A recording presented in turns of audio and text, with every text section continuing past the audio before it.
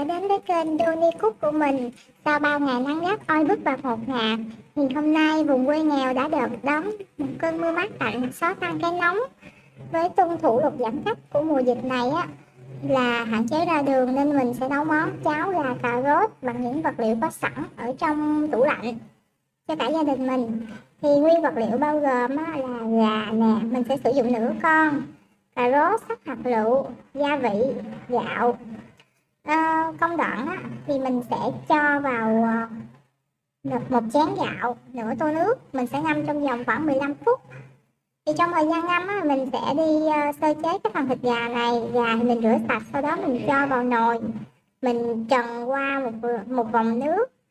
Trong lúc trần thì mình sẽ cho khoảng 2 tép hành tím vào, một ít muối và mình đun trong vòng 10 phút.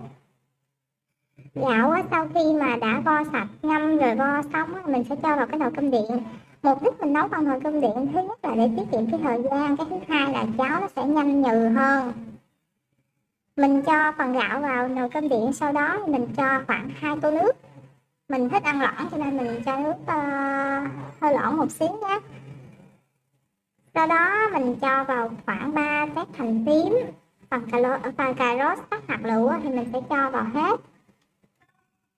Trong thời gian mà mình nấu cháo thì mình sẽ vớt cái thịt gà mình đang trần ra, vớt ra rồi mình sẽ đem thịt phần đó đi rửa cho sạch lại một lần nữa cho hết cái bọt dính ở trên thịt gà.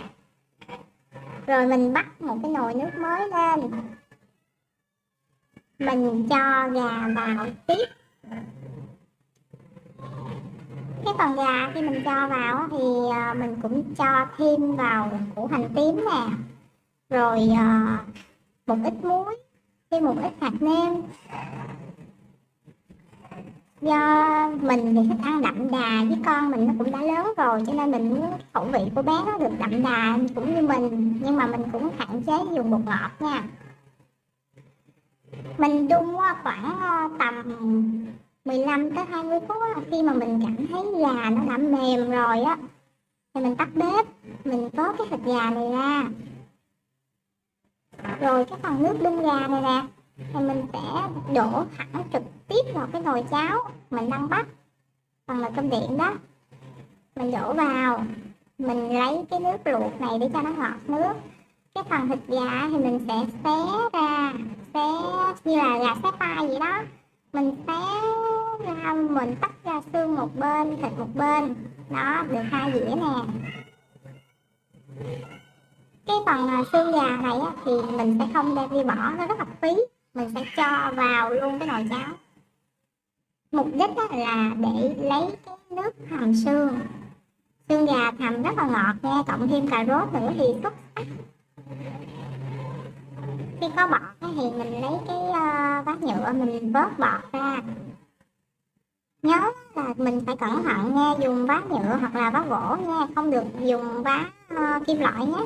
Tại vì mình đang nấu bằng nồi cơm điện nha. Rồi mình khuấy đều lên. Nồi cơm điện này nó sẽ không bị bắn cái đáy, cho nên mình sẽ không sợ cháo nó bị khét nha mọi người. Rồi mình cho cái hạt nêm vào. Ở đây mình cho khoảng tầm 1 muỗng cà phê hạt nêm, 1 muỗng cà phê muối. Mình cho vào tới mình khuấy lên. Cà rốt thì nó đã mềm rồi thì mình sẽ trút chui nồi ra, đậy nhẹ cái nắp nồi lại nè, rồi sau đó mình ủ trong vòng 5 phút. Rồi sau đó mình múc ra tô.